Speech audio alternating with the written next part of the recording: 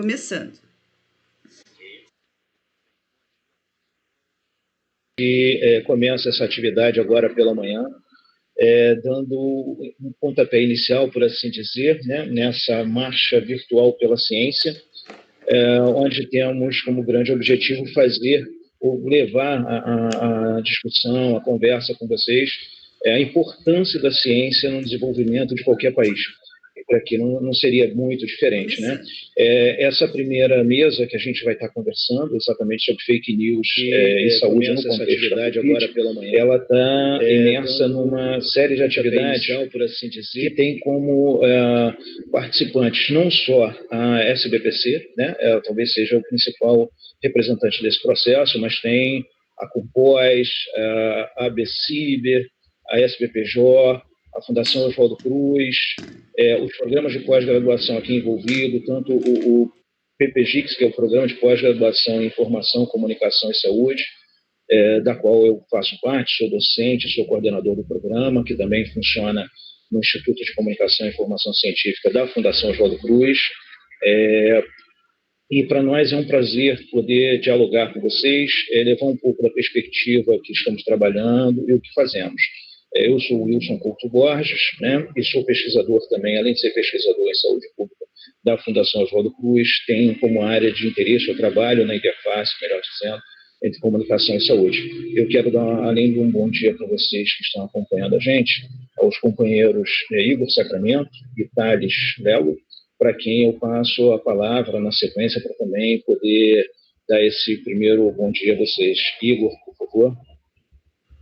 Olá, gente, bom dia.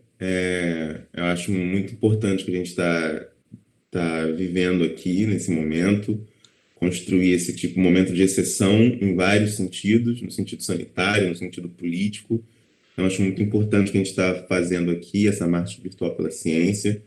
Eu sou Igor Sacramento, sou professor do Programa de Pós-Graduação em Informação e Comunicação em Saúde da Fiocruz e também do Programa de Pós-Graduação em Comunicação e Cultura da UFRJ. Sou pesquisador da Fiocruz, em saúde pública da Fiocruz. Há muito tempo já vinha trabalhando com as temáticas relacionadas à comunicação e história. E há mais ou menos 10 anos também trabalho na interface comunicação e saúde, né, ou comunicação, história e saúde. E eu vou conversar com vocês hoje especificamente sobre as fake news e a produção de novos regimes de verdade. Bom dia a todos. Bom dia a todos. Antes de tudo, gostaria de agradecer encarecidamente o convite de vocês para participar dessa mesa sobre um tema que é fundamental nesse período que a gente está vivendo. Meu nome é Thales Lelo, eu sou pesquisador atualmente pós-doutorado no Departamento de Comunicação e Artes da Universidade de São Paulo. Desenvolvo minha pesquisa no Centro de Pesquisa em Comunicação e Trabalho. E atualmente, no meu pós-doutoramento, estou desenvolvendo uma pesquisa sobre a profusão de iniciativas de checagem de face no Brasil e como que elas se organizam do ponto de vista estrutural, mas também como se organizam do ponto de vista da sua interlocução com os seus leitores, né? Desde o ano passado também desenvolvo pesquisas centradas no universo da desinformação e, sobretudo, com articulação com a comunicação política, que é o tema que eu vou tratar hoje na minha fala. Então, a articulação entre a desinformação, a saúde e o campo da comunicação política. Reforçando mais uma vez o prazer de estar aqui com vocês, de poder fazer essa discussão com dois grandes pesquisadores. Espero que a gente tenha um excelente dia de discussão. Obrigado, Thales. Obrigado, Igor. Uma questão, eu queria fazer uma provocação.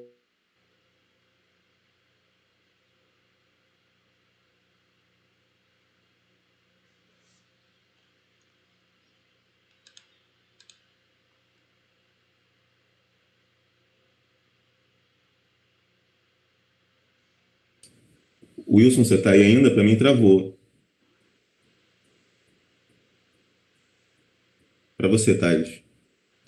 Também travou. Laura, o que você acha que a gente faz?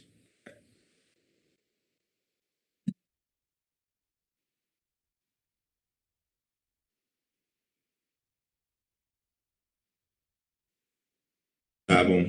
Tá bom, vou falar com ele aqui.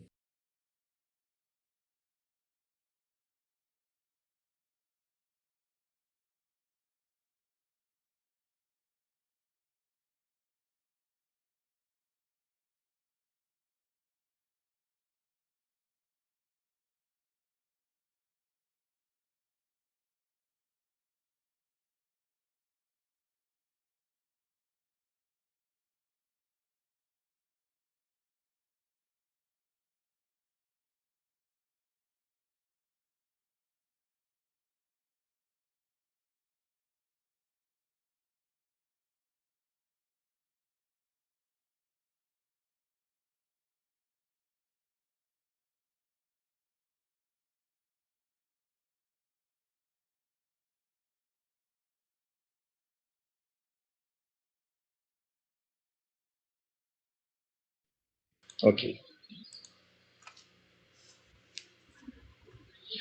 Voltamos. O que eu estava querendo ouvir vocês é porque nesse momento em que nós vivemos, e me parece que a ciência volta a retomar, pelo menos aqui no cenário nacional, a sua importância para a construção do conhecimento de uma sociedade, para a sua autonomia, para o seu desenvolvimento. E eu queria ouvir vocês, então, um pouco, como é que vocês avaliam essa relação entre a fake news, que emerge com muita força, ela não é de 2020, mas ela emerge com muita força nesse momento do contexto da saúde, especialmente. Queria ouvir vocês sobre essa relação, então, entre a fake news e uma produção de verdade. Igor, por favor.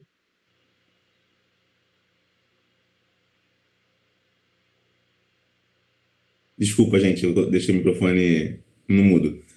Bom, eu acho que essa relação especificamente, né, do contexto das fake news e no regime de verdade, primeiro eu preciso entender o que está chamando de regime de verdade particularmente, né?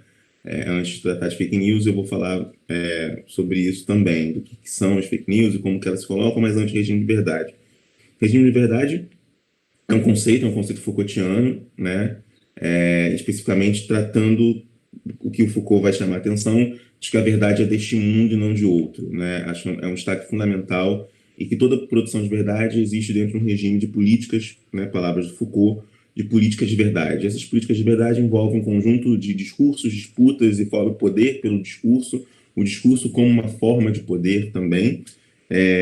E nesse contexto, né, de instalação de regime de verdade, que estabelece uma relação, obviamente, de poder e de saber, se produz lógicas e estratégias de consolidação do que é visto ou tido como verdadeiro.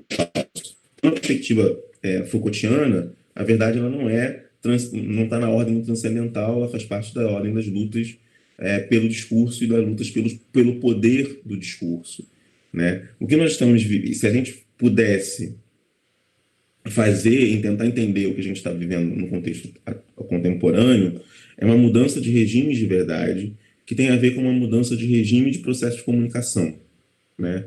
Não há como deslocar uma mudança no regime de verdade e nessa luta pelo verdadeiro, ou por quem diz o que é o verdadeiro, quem tem autoridade para dizer quem é o verdadeiro, quais são os especialistas, quais são as instituições do verdadeiro, sem considerar também uma mudança no regime comunicacional e no regime informativo, né? Do século XX para este, nós vivemos pelo menos um regime comunicativo baseado na comunicação de massa, né? E nesse contexto, vivia-se por exemplo, um tipo de comunicação muito centrada na produção e emissão de informação, de conteúdo, de produtos, etc., para uma generalidade imensa de pessoas. Na medida em que se dá, e nesse processo, você tem um conjunto de protocolos que colocam, por exemplo, o jornalismo como o lugar do verdadeiro, né? Então, você tem protocolos como a citação direta e indireta, né, que o jornalismo produz, pela fala dos especialistas, do jornalista se colocando como lugar da objetividade, por exemplo, da ciência se colocando como esse lugar disseminadora da verdade, aliada da verdade. Então, você tem alguns protocolos discursivos e deontológicos, né, característicos da identidade jornalística, como objetividade, neutralidade, etc., que eram regidos discursivamente também e identitariamente num contexto de regime de comunicação massivo. Quando a gente passa, especialmente no final do século XX, mas especialmente no começo do século XXI, para o que chamam de comunicação em rede, e eu vou frisar isso, né? Não estou falando necessariamente de comunicação exclusivamente digital, mas comunicação em rede, como esses processos de comunicação são vetorizados e configurados pela internet, a gente tem uma demanda por voz, né? Isso em vários níveis, né? Uma demanda por voz, por vocalização no espaço público de um conjunto de opiniões muito forte. Então, a gente teve um momento muito grande dos blogs, por exemplo, aqui vocês devem lembrar a quantidade de estudos que houve no campo da comunicação sobre blog jornalismo e etc. Tem um conjunto muito grande, mas antes disso, e eu queria fazer um parênteses em relação a isso, a gente tem um processo de circulação que se classificou como sendo circulação de boatos na internet. O Wilson vai lembrar muito bem disso, eu e ele participamos de uma pesquisa no laboratório de que fazemos parte, que na época era coordenado pela Kátia Lerner. Fizemos uma pesquisa sobre a influenza H1N1, a cobertura dela, que em alguma medida lembra algumas coisas, não na proporção que a Covid-19 tem, né, e de alterações na sociabilidade, na vida cotidiana, etc., e no risco maior, enfim, no agravo que ela produz, enfim, mas guarda uma proporção com pânico, com a questão do deslocamento, né? O uso do álcool gel, se a gente for lembrar, a sua origem como prática social generalizada está no H1N1, né? Passou a se ter essa prática muito comum de higienização com H1N1, e também a questão do pânico e do medo em relação à pandemia. Isso está muito associado a esse momento, um pânico do deslocamento, do uso de avião, etc., relacionado à pandemia da influenza H1N1. E naquele momento, uma das coisas muito que a gente observou pelos jornais, uma das coisas muito fortes eram os boatos na internet, especialmente em relação à vacina, né? Especialmente em relação à vacina. A vacina demorou um ano, em 2019, a gente teve o surto, né, pandêmico, a pandemia, e depois, em 2010, a gente já tinha vacina, o que está se encaminhando para ser o que deve acontecer, provavelmente, com a Covid-19. No ano que vem, provavelmente, teremos a vacina. Então, naquele momento, a circulação de boatos, especialmente num site chamado Yahoo Respostas, que ainda funciona, ainda existe hoje, né? Mas era um site onde as pessoas circulavam: a vacina faz mal, a vacina mata. Mas se nós recuarmos historicamente, esses boatos em relação à vacina, eles também estão, se a gente for pensar, na gripe comum, no governo do FHC, também tinha uma dimensão muito forte a vacina era para matar os idosos, né, as pessoas idosas. E recuar mais ainda com a assim conhecida revolta da vacina. Enfim, então essa circulação de boatos, se a gente for recuar mais ainda, né, na própria na modernidade, na idade moderna, no estado absolutista, o conjunto de boatos em relação Robert Darnton, um importantíssimo historiador, estuda boatos de maneira brilhante, e percebe o conjunto de boatos como forma de difamação dos reis no regime absolutista, uma forma, segundo Darnton, de política, né? A difamação como forma de política e contestação política. Então, o que difere, né, fundamentalmente, é a pergunta que o Wilson coloca, né? O que difere as fake news dos boatos nesse contexto de regime de verdade? O que difere é um prevalecimento da opinião e da crença sobre a evidência, né? Então, isso é uma mudança muito grande do regime de verdade anterior, em que ainda a figura do especialista ainda tinha uma proeminência discursiva, uma proeminência de autoridade, né, discursiva, digamos assim, a autoridade ética no sentido retórico, né, a prova ética, ela se superava a prova patética, se a gente pensar na retórica, quer dizer, a própria presença daquele especialista e das suas credenciais, né, já eram suficientes para atestar a verdade. Hoje, fundamentalmente, há uma mudança nessa dimensão que a prova ética, lógica, se submete cada vez mais à prova patética, né? Da gestão emocional e da capacidade de gestão dos sentimentos, das emoções e das crenças, da onde tem e convicções. Isso é uma mudança muito grande. Que também a gente pode observar alguns sinais disso já na influenza H1N1, quando o então presidente Lula se vacina no Jornal Nacional. Né? O presidente Lula se vacinou no Jornal Nacional e o então ministro José Temporão também. Por que eles se vacinaram?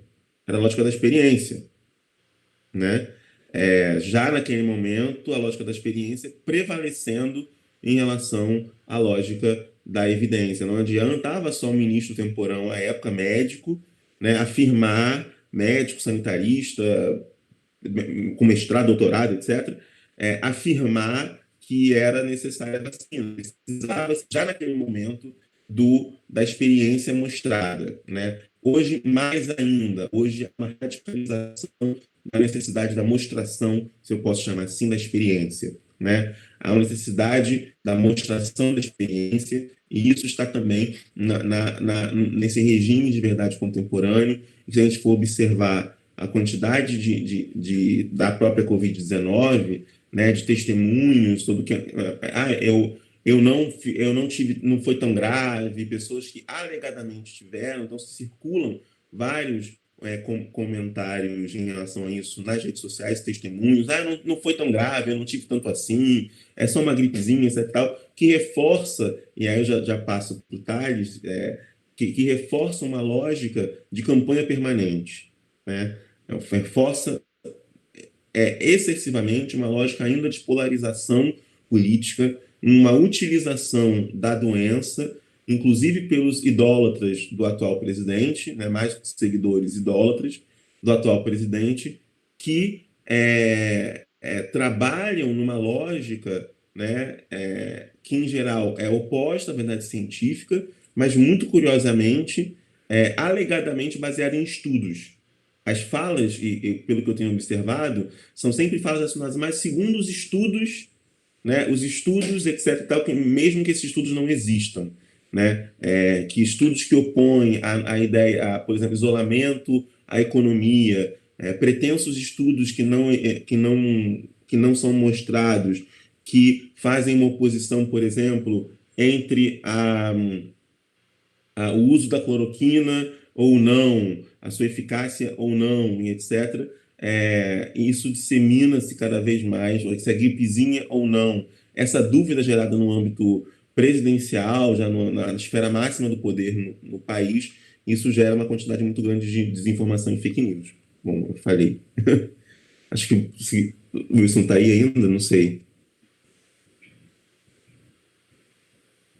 Tá, mas acho que tá, se quiser responder, não sei. Acho que a conexão do Wilson caiu novamente, não? Eu acho que sim. A gente prossegue sem ele ou a gente aguarda? Eu acho que pode prosseguir, eu faço contato com ele por fora aqui. Por favor, Laura, obrigado. Ok. Perfeito, então.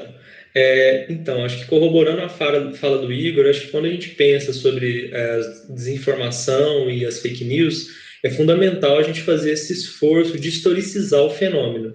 Acho que existem muitas investidas hoje que tendem a tratar as fake news como algo muito novidadeiro, como se a desinformação política, a desinformação sobre saúde fosse um fenômeno particularmente presente nas sociedades liberais, nas sociedades ocidentais, dos últimos 3 anos para cá, o que não é verdade. Então, eu considero que é necessário a gente pensar que tipo de referência a gente tinha em outros momentos históricos que nos permitem elucidar o fenômeno que a gente vê muito presente no nosso cotidiano hoje. Então, acho que puxando mais para o campo da comunicação política, eu acredito que em muitas das leituras que são feitas desse fenômeno das fake news, se presume como um aspecto contrafactual uma espécie de verdade e de racionalidade que estaria muito presente em sociedades do período da alta modernidade, então dos anos 50, 60, sobretudo na Europa. Então se presume uma ideia de que em outro tempo histórico, um tempo histórico passado, as sociedades se organizavam conforme uma espécie de expectativa de troca racional de informações visando deliberações profícuas ao tecido social. Então, muitos dos estudos e muitas das investidas que tendem a pensar nas fake news como algo deletério, particularmente as sociedades contemporâneas, tendem a tomar como uma referência uma espécie de passado glorioso no qual a verdade circulava nos debates públicos de uma forma que talvez hoje não tivesse tão presente assim.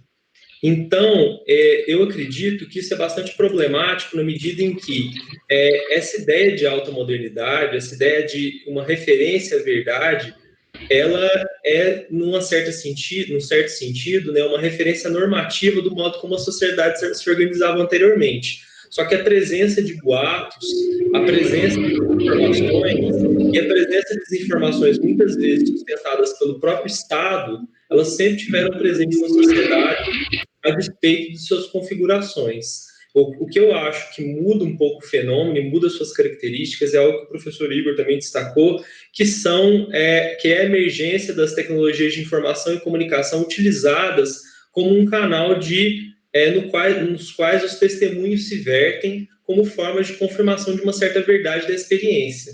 Então, acho que isso se faz muito presente desde essa época dos blogs, se reforça nos últimos anos, de modo tal que a gente tem, nos últimos 4 ou 5 anos, a profusão de uma série de testemunhos que se credenciam como valor de verdade e começam a ganhar espaço, sobretudo na medida em que confirmam ideias e valores de mundo, né, visões de mundo, que outros participantes que compõem essa esfera também defendem. Então, eu acredito, acho que para a gente começar a dar um pontapé na discussão, a contribuição que eu faço é que eu acredito que para pensar as fake news, é necessário ir além de tratar elas como um fenômeno puramente descritivo, ou seja, as fake news seriam uma forma, um subgênero de desinformação que se vale da autoridade jornalística, se camufla pela autoridade jornalística para poder apresentar conteúdos, né, que são completamente imprecisos, para dizer o mínimo, para um conjunto de pessoas que são particularmente enganadas por esses conteúdos. Eu acredito que não, eu acredito que a gente precisa, e eu vou na linha de uma série de autores que trabalham com essa perspectiva, que as fake news elas são hoje um fenômeno particularmente da comunicação política, e é um fenômeno utilizado como instrumento político operacional por uma série de autoridades públicas, né, de elites políticas, enquanto ferramenta retórica muitas vezes utilizada para descredenciar adversários, né? Então, a gente tem como a frase exemplar, né, do presidente Donald Trump, que diz para os veículos que ele discorda, "You are fake news", e, numa outra medida, como meio de reforçar apoio político. Então, é utilizado, muitos desses testemunhos que circulam na rede, os falsos testemunhos, eles circulam no sentido de conquistar adeptos. Então, as pessoas que muitas vezes são tomadas como aquelas que acreditam nessas desinformações, são pessoas que buscam reforçar os seus pontos de vista por meio desses testemunhos compartilhados. Então, eu acho que para a gente começar a nossa conversa, da minha parte, o que eu penso como contribuição é que a gente deve pensar esse fenômeno da desinformação política atualmente como algo para além da descrição de conteúdos mascarados como peças jornalísticas e pensar como um fenômeno propriamente do campo da comunicação política e pensar ele numa dimensão histórica, que tem muitas vezes como referência contrafactual um certo passado de alta modernidade no qual se presumia que as discussões se davam de uma forma muito mais racional do que se dá hoje.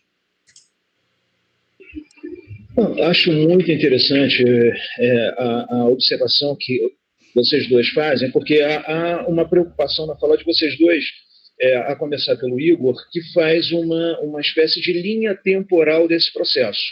Então, o Igor me fez lembrar, isso é muito próprio das reflexões que nós temos. A gente vem, como ele mesmo falou, nos últimos 10 anos trabalhando muito próximos um do outro, então foi impossível não lembrar aqui, como um bom bakhtiniano que é, de fazer uma certa diacronia desse processo, né, chamando a atenção. E o Tales marca um pouco também essa dimensão que eu chamaria nesse momento de sincrônica, porque vai chamar a atenção do como isso, na verdade, circula com muita força nesse momento que nós estamos vivendo.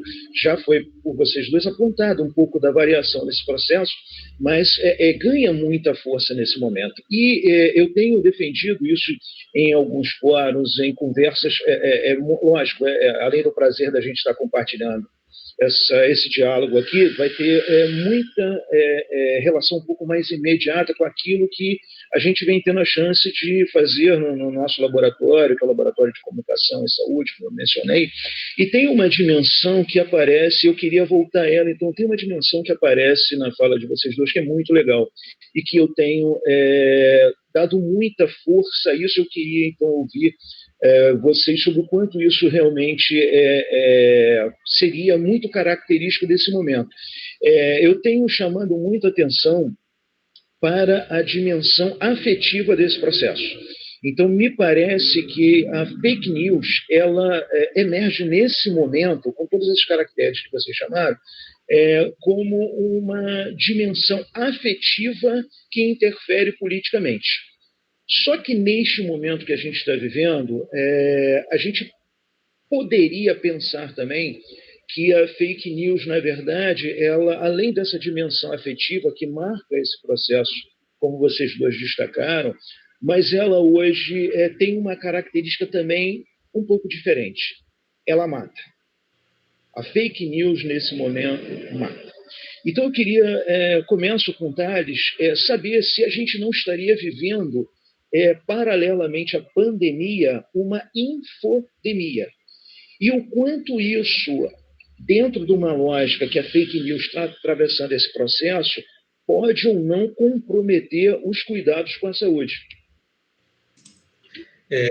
A questão é muito pertinente, Wilson, e eu acho que é preciso, sim, de fato, destacar, né, o quanto as fake news, elas produzem, nesse contexto da pandemia particularmente, mas não só, elas produzem efeitos profundamente deletérios, né? Então, a gente tem, e aí, voltando um pouco atrás, né, as campanhas de antivacina, né, que produziram efeitos horríveis, tanto nos Estados Unidos quanto em São Paulo, que teve um aumento grande no número de casos de sarampo, né, no último ano. A gente tem movimentos, né, que defendem, sobretudo que circulam no YouTube, né, a gente tem grupos, né, que são voltados a promover campanhas anti-vacina que produzem efeitos terríveis. E mais recentemente, no que diz respeito à pandemia da Covid-19, a gente percebe que os efeitos que são causados, né, pela desinformação sobre o tema, eles são visíveis, né, e são muito salientes. E estão, mais uma vez, articulados com o domínio da política. Então, um estudo recente que a Universidade de Cambridge divulgou em parceria com a FGV, e saiu no último dia 4, nos informou que as campanhas de desinformação do presidente Bolsonaro, sobretudo visando afrouxar o distanciamento social, estariam ligadas, então, pelo menos a 10% dos casos de mortes e Covid-19 no Brasil, sobretudo na cidade onde os seguidores deles são mais numerosos. Então, portanto, a gente teria um cenário no qual a desinformação protagonizada pelo presidente da República, né, e pelo Planalto, estaria sendo responsável por tornar o Brasil um dos próximos focos da pandemia, né, um dos próximos centros da pandemia. Então, acho que é muito importante a gente levar em consideração que, a despeito dessas afetividades, desses valores morais que estão emaranhados no tecido da desinformação, ela produz efeitos bastante nocivos na saúde daqueles que são expostos a elas. Mas eu vou me permitir fazer um questionamento e aí lançar o debate com vocês, que é inclusive onde eu tinha organizado a minha fala, que eu acho que eu considero, né, que no que diz respeito à desinformação sobre saúde, sobre a pandemia, eu acho que a gente deveria evitar utilizar esse termo infodemia, ou epidemia de desinformação, ou pandemia de desinformação, que tem sido bastante usado por comentaristas políticos, por pesquisadores, por jornalistas, ao menos desde o início de fevereiro, quando o diretor-geral da MS, Tedros Adhanom, utilizou essa expressão para se referir ao espalhamento de desinformação ligado à Covid-19. Por quê? Eu acredito que essa analogia, a analogia do universo médico, para poder falar da desinformação, se a gente pensa o fenômeno como um fenômeno particularmente presente no campo da comunicação política, ela cria falsas conexões que dão uma certa impressão de que o fenômeno se organiza de uma forma distinta do que ele realmente se organiza. Então, eu vou me explicar o porquê que eu defendo esse ponto. Então, eu acredito que quando a gente usa essas analogias para falar da desinformação, a gente perde de vista três pontos. A forma de disseminação das desinformações sobre saúde, particularmente no caso aqui da Covid-19, as potenciais vítimas do fenômeno, quem são as pessoas afetadas por ele, e seus agentes de combate. Então, eu vou me explicar um pouco mais, assim, sobre a disseminação. Então, quando a gente pensa numa epidemia, a epidemia ela se espalha de modo orgânico, né? Então, ainda que tenha clivagens por classe, a gente tem percebido isso claramente no caso da pandemia da Covid-19, que os conjuntos populacionais mais vulneráveis, eles são muito mais afetados que outras camadas da população. Em tese, não havendo essas disparidades, o vírus se espalharia sem um centro de controle, né? Sem um centro de comando. Ele se instalaria pela população de um modo mais ou menos orgânico. O que não acontece no caso da desinformação. Então, a desinformação sobre a Covid-19, se a gente pensa aqui no caso das democracias liberais, particularmente do Brasil e de outros países, ela se espalha tendo centros disseminadores bastante claros. E aqui, no caso do Brasil, quem é o nosso centro de referência de espalhamento de informação é o próprio Planalto, é o próprio governo federal. Então, aí, claro, apoiado, né, pelo sistema de ranqueamento das plataformas digitais. Então, o que a gente tem? Por que eu digo isso? Acho que a gente tem aqui, na desinformação sobre a Covid-19, não um espalhamento orgânico da desinformação, mas um espalhamento coordenado por centros de direção, sobretudo oriundos do Planalto. Eu digo isso porque a gente tem uma série de agentes que são, no mais das vezes, identificados como responsáveis por essas desinformações sobre a Covid-19. Então, a gente tem parlamentares. Então, uma recente apuração aí do Radar aos Fatos identificou que, desde que a pandemia chegou ao Brasil, ao menos 22 parlamentares da Câmara e do Senado publicaram 150 postagens com desinformação, conteúdos esses que tiveram, no mínimo, 1,58 milhões de interações. E desses 22, é importante notar que 19 fazem parte da base do governo Bolsonaro. E 12 deles são do PSL, o partido antigo, o último partido do presidente, né? Os 3 maiores disseminadores de desinformação sobre a Covid-19 são o ex-ministro da Cidadania, Osmar Terra, atual deputado federal, Eduardo Bolsonaro e Bia Kicis, do PSL, né? O primeiro do MDB e os outros 2 do PSL.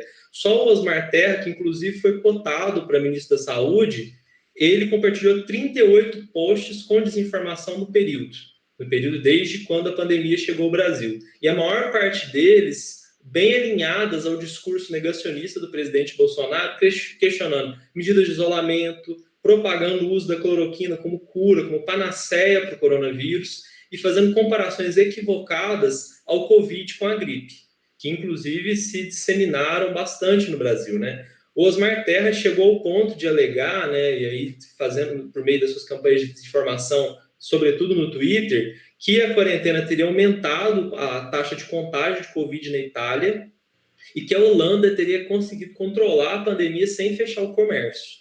Então, esse é o primeiro ponto que nos indica como que, diferentemente do espalhamento de um vírus, o espalhamento da desinformação, no caso brasileiro especialmente, ele se dá através de um centro bastante coordenado e se vale de autoridades públicas para reforçar. E aqui, além de uma autoridade pública, de um médico, que se credencia e utiliza, se vale desse discurso da medicina para reforçar as desinformações.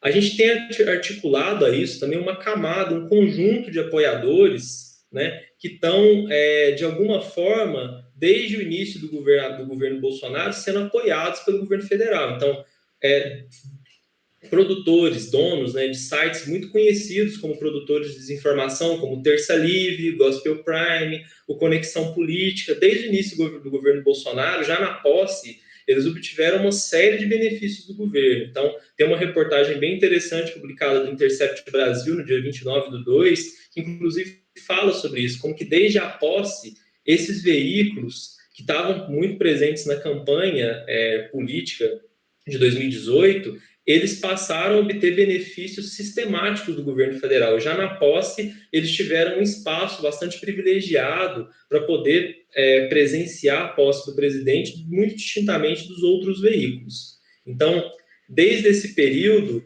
esses grupos, né, esses sites, são conhecidos sites de desinformação, eles têm coordenado suas campanhas, né, de espalhamento de fake news articuladas de alguma forma ao governo federal.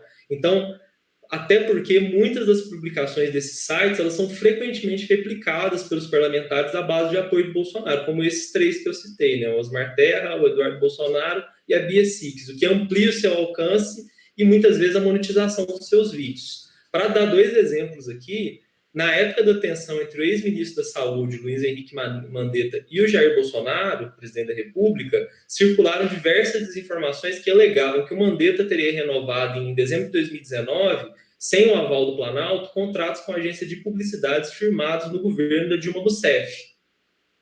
E a análise feita pelo Radar aos Fatos revelou, né, e aí publicada no dia 9/4, revelou que o Sol Terça Livre replicou essa notícia falsa ao menos 998 vezes no Twitter.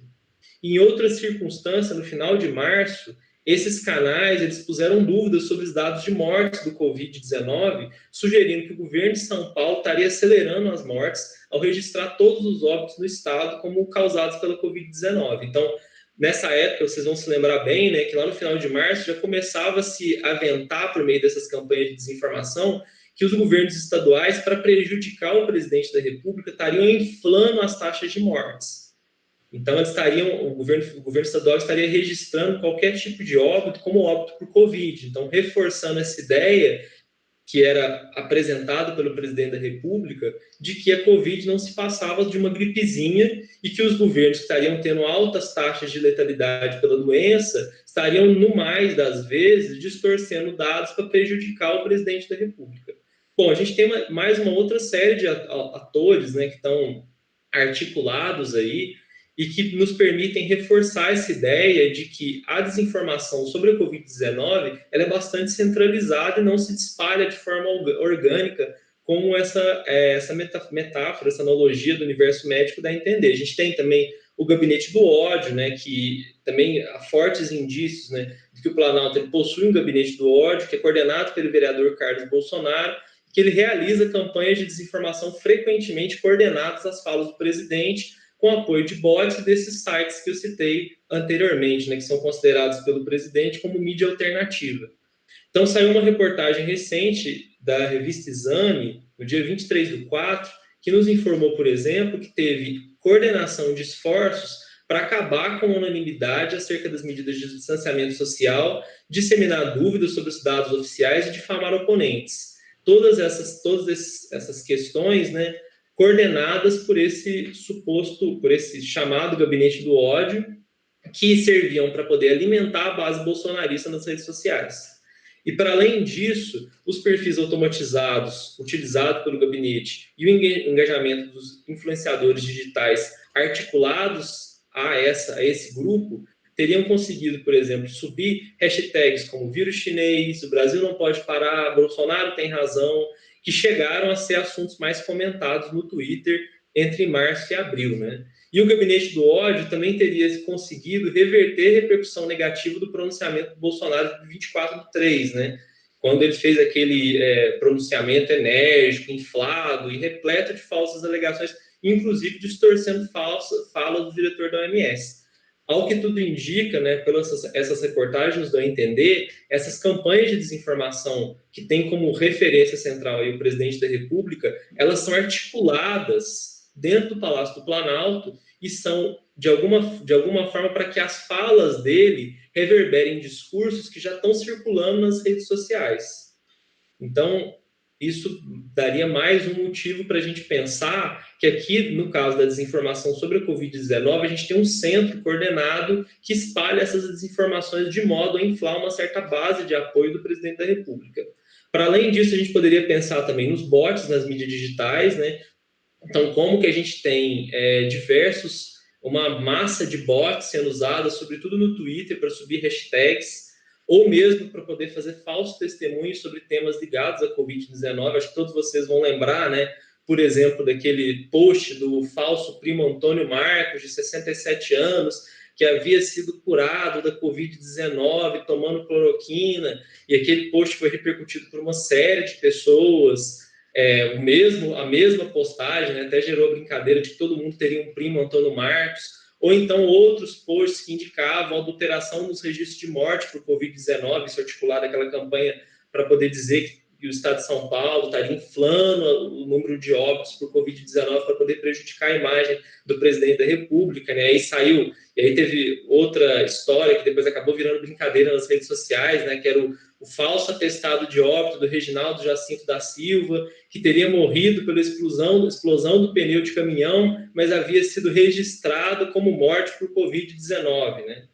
E aí, por fim, né, a gente poderia pensar também nos próprios presidentes populistas, né? Então, como que as falas deles contribuem para espalhar desinformação, e não só para espalhar desinformação, como para produzir prejuízos reais à saúde das sociedades nas quais eles supostamente deveriam governar, né? Então, a gente pode pensar, por exemplo, para além das diversas alegações falsas pelo presidente Bolsonaro, como elas estão articuladas, por exemplo, a uma outra figura da extrema-direita, que é o Donald Trump.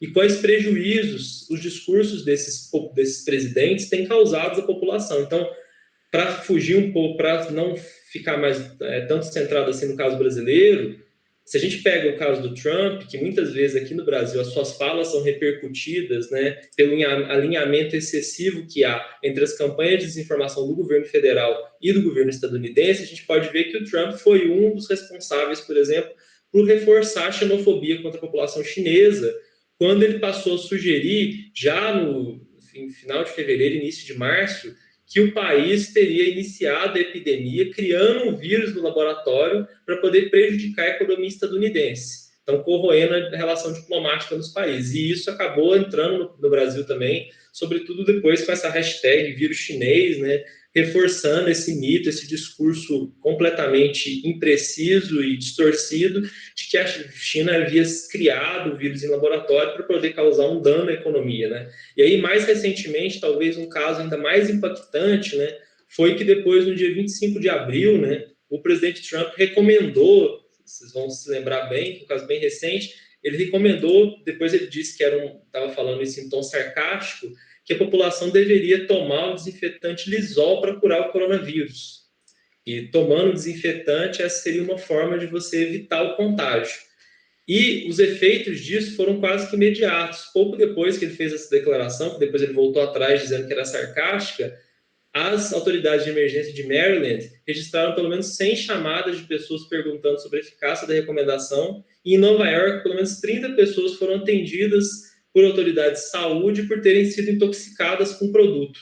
E também não só com desinfetante, mas também com água sanitária e produtos de limpeza em geral. Então, para além do próprio caos sanitário criado pela pandemia da Covid-19, a gente tem um caos sanitário criado pelos discursos desinformados desses presidentes da extrema-direita, né? E que são muitas vezes beneficiados. Aí, o último ator que eu coloco aí para passar a palavra para o Igor, depois a gente continua essa conversa, é que as próprias plataformas de mídia social acabam, de alguma forma, se beneficiando com esse discurso de desinformação. Então, eu lembro muito bem de uma matéria da BBC Brasil, que foi publicada no ano passado, saiu em junho de 2019, dizendo como que os sistemas de recomendação do YouTube, eles serviam de modo a beneficiar que pessoas que entravam num vídeo sobre uma campanha anti-vacina depois tivessem como vídeos recomendados outros vídeos também que sugeriam teorias da conspiração sobre a vacina. Então, isso nos permite entender... Bom, o YouTube disse que depois mudou o seu sistema de monetização e recomendação de vídeos, mas isso, de alguma forma, nos permite entender como que essas plataformas de mídia social, por mais que elas se digam comprometidas em combater a desinformação, a gente não pode perder de vista que essas empresas, elas lucram majoritariamente com propaganda advinda de cliques. a propaganda alimenta mais de 80% da renda do Google e uma parcela expressiva da receita do Facebook. Então, a desinformação, de alguma forma, por gerar muito engajamento, ela é benéfica à receita dessas empresas. Então, todos esses elementos que eu destaquei aqui, eles me servem para reforçar o argumento de que a gente não deveria, ou pelo menos deveria evitar a associação entre a desinformação e o espalhamento do vírus, na medida em que o vírus ele se espalha de uma forma mais ou menos orgânica e a desinformação ela tem centros organizados. Mas depois a gente prossegue a conversa para falar desses outros agentes que compõem esse cenário da desinformação. Igor, eu queria, antes de passar para você, colocar mais uma pitada, então, porque nessa fala que o Thales vem trazendo, não que ele tenha afirmado isso, mas em alguns momentos me pareceu haver quase uma relação de causa e efeito. Então, uma desinformação produzida por esse centro difusor e irradiador vai circular numa determinada forma, enquanto o vírus tem a sua forma própria. Mas eu ainda associada à provocação anterior que fiz, eu queria pensar, mas afinal, como isso também cola nas pessoas? Porque, sim, se produz, seja um núcleo preocupado com a informação, seja um outro preocupado com uma desinformação, mas como é que isso gruda nas pessoas? Em que medida isso dialoga com os sentidos também que as pessoas, os atores sociais, empregam a tudo isso, tanto a informação quanto a chamada desinformação?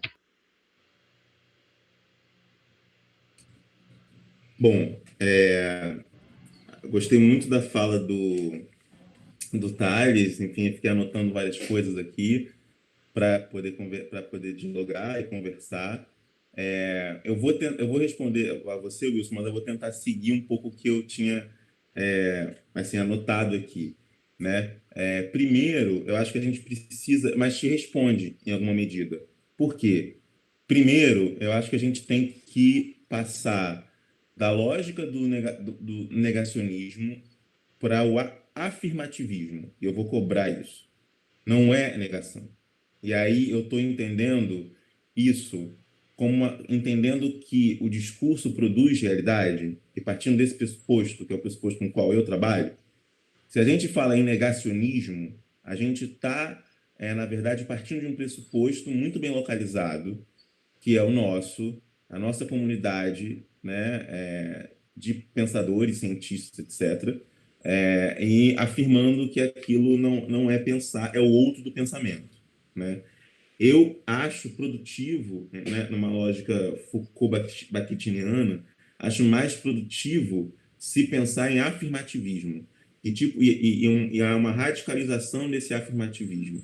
Né? Não há um negacionismo, mas uma lógica de afirmação muito forte, que é uma afirmação não só da ciência, mas é uma afirmação da convicção, de convicções primárias. E com isso eu vou lembrar, se me permitem um pouco uma digressão, uns autores que eu gosto muito, para além desses dois que eu já tinha falado, que é o Paul Ricoeur, e que ele vai chamar a atenção, num texto dele, uma diferenciação entre crença e convicção. O que Paul Ricoeur vai chamar de diferença entre a crença e a convicção? A convicção, para o Paul Ricoeur, está baseada, sobretudo, né, você está convicto, para Paul Ricoeur, é uma convicção, é algo que se dá em relação a si mesmo. Né? Em relação a si mesmo, a seus valores. Há uma reflexividade na dimensão da convicção. Essa reflexividade, ela se dá de maneira diferente em relação à crença. A crença está relacionada ao objeto crido, aquilo que eu creio, é o que. A convicção está relacionada a mim mesmo, né? Eu estou convicto disso, mas a relação é com eu. Em geral, a minha crença é aquilo. Eu creio em algo, né? Enquanto você está convicto no que, você crê em algo, né? No objeto da crença. Qual que é o objeto dessa crença? O objeto dessa crença, no caso, né? O objeto crido não é o Bolsonaro em si. O objeto crido é de que vivemos uma revolução comunista no Brasil. Esse é o objeto crido. Vivemos uma revolução comunista do Brasil e as pessoas creem em.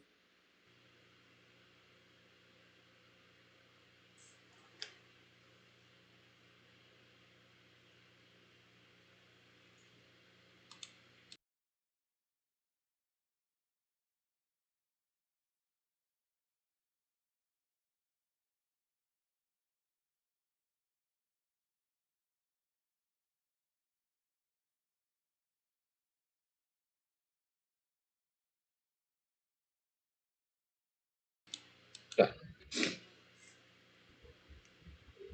Daqui a pouquinho a gente vai retomar o contato com o Igor, mas eu passo para o Thales exatamente para pensar nisso, o quanto é essa dimensão exatamente daquilo que a gente está pensando dialoga com o interesse de quem se apropria desse conteúdo. Na verdade, ele é colocado em circulação, sem dúvida, com todos esses caracteres que você está marcando, mas me parece haver também um desejo de crer que aquilo é verdade. Eu acho que o Igor está voltando e tal, então depois até a gente volta a te ouvir, Thales, mas só para não interromper o raciocínio do Igor. Por favor, Igor. Tá me ouvindo? Estamos. Onde que parou? Eu fiquei falando aqui, depois que eu vi que vocês estavam congelados, eu falei... Você estava falando do Riquet, discutindo exatamente a dimensão do crido. Então, até o crido nós conseguimos acompanhar. A partir daí é que deu uma congelada. Então, justamente, esse objeto crido não é o Bolsonaro em si, né? O Bolsonaro é um objeto empírico, né? O objeto crido, do ponto de vista epistemológico, de produção de conhecimento e de crença, nesse caso, é a Revolução Comunista. Eles são contra-revolucionários, eles creem nisso, né? Estamos vivendo uma Revolução Comunista no Brasil, socialista pelo menos, e não queremos nos tornar uma Venezuela. Então, isso tem a ver, na verdade, essa questão, a gente pensar Covid-19, isso tem a ver com isso, né? Não é à toa, como o Thales colocou muito bem, o uso em relação a ser na China, um país socialista, mesmo com socialismo muito peculiar, né? Muito peculiar, se a gente for pensar, um socialismo realíssimo, assim, se a gente for pensar, é o real até demais, assim, no sentido de não ter nada a ver com ideia do socialismo, etc. A China não tem um sistema de saúde universal, enfim, tem várias questões que a gente sempre for ficar falando aqui, tem uma desigualdade enorme, né, social, etc. Se eu for ficar tratando aqui das problemáticas da China, a gente vai colonizar a live em relação a isso. Mas, na verdade, esse objeto crido, ele utiliza, olha só o que a China está fazendo com a gente, né? É uma revolução, inclusive, biológica, uma guerra biológica, para impedir que nós... Quer dizer, então, esse objeto, é preciso entender, por isso que, às vezes, eu fico reticente com as duas ideias, negacionismo e bolsonarismo. Eu as utilizo, mas eu acho que o Bolsonaro é um objeto empírico. Como tal, ele vetoriza, acelera esse sentimento, certamente. Mas ele está construindo nos seus filhos, especificamente, outros objetos empíricos de promoção desse sentimento, né? E desse sentimento e de suas afecções. E aí, seguindo aqui no que eu estava falando, eu gostaria de lembrar, com muito carinho, do Muniz Sodré, se recuperando neste momento, nossas energias também positivas para ele nesse momento, mas da noção que ele trabalha estratégias sensíveis. Quando o Wilson pergunta inicialmente da questão dos afetos e dos sentimentos, das sensações, me remeteu diretamente à noção de estratégias sensíveis. E, sobretudo, ao que o Muniz vai trabalhar com uma instrumentalização, né, dos afetos em relação a alguns objetivos práticos, né, políticos e práticos, especificamente. Naquele momento, a obra do Muniz, não sei se vocês lembram, está associada a uma estetização da política por conta da Constituição do Lula, Paz e Amor, né, na campanha de 2002, né? Então tá muito associado àquele momento, né, a sua análise, né, daquele momento das campanhas do 2006, do Lula, né? Tá muito associado àquele momento. E nesse momento que ele vai chamar dessa instrumentalização da cidade, e isso se radicaliza nesse momento, essa instrumentalização e uso político desses sentimentos. E eu repito, desse sentimento no objeto crido. O objeto crido não é o objeto empírico. O objeto crido é a revolução socialista que está em curso no país, né? Eu estava vendo, antes de começar a nossa conversa, eu estava vendo duas coisas. Vou dar exemplos práticos disso. Uma delas eu vi pelo Facebook, tem tem um aluno de doutorado, orientando de doutorado, Alan Santos, que trabalha com a página de Facebook do Bolsonaro, e, na verdade, com a emergência do Bolsonaro no cenário político como bastião da moralidade, desde a construção da ideia do kit gay, etc. Ele vem acompanhando isso, então, pré-Facebook, historicamente, aí é o cacoete historiográfico que nós temos, né? Enfim, aqui, todos, nessa... E o que eu percebi, eu vi uma denúncia de um apoiador do Bolsonaro em Petrópolis, uma cidade serrana do Rio de Janeiro, que foi intimado pelo Ministério Público para poder prestar explicações por ter organizado uma carreata, né? E ele diz que estava no seu direito constitucional, etc. O que eu quero chamar a atenção com isso? O direito constitucional, ele fala que seguir medidas de afastamento, que mandou todo mundo utilizar máscara e não sei o que lá o quê. Tem uma relação que é preciso observar. Não é, e me incomoda muito, assim, eles não são anti-ciência. A gente tem que observar isso. Não é uma narrativa é paracientífica. Eu quero reforçar isso. Ela se dá em paralelo aos cânones da ciência, mas buscando os cânones da ciência. É isso que eu acho que é importante. E aí minha fala corrobora a do Tales num sentido, quer dizer, esse uso em paralelo, em comparação das narrativas científicas, não é meramente anti-ciência, não é. É paracientífica na medida que segue alguns protocolos, mas com um interesse claramente político, né? Com um interesse político muito forte. Quer dizer, então, nesse momento vale a Constituição, nesse momento, para dizer das minhas convicções, né, e para reforçar o meu objeto de crença, eu vou utilizar o estudo da maneira que eu quiser. Tá claro?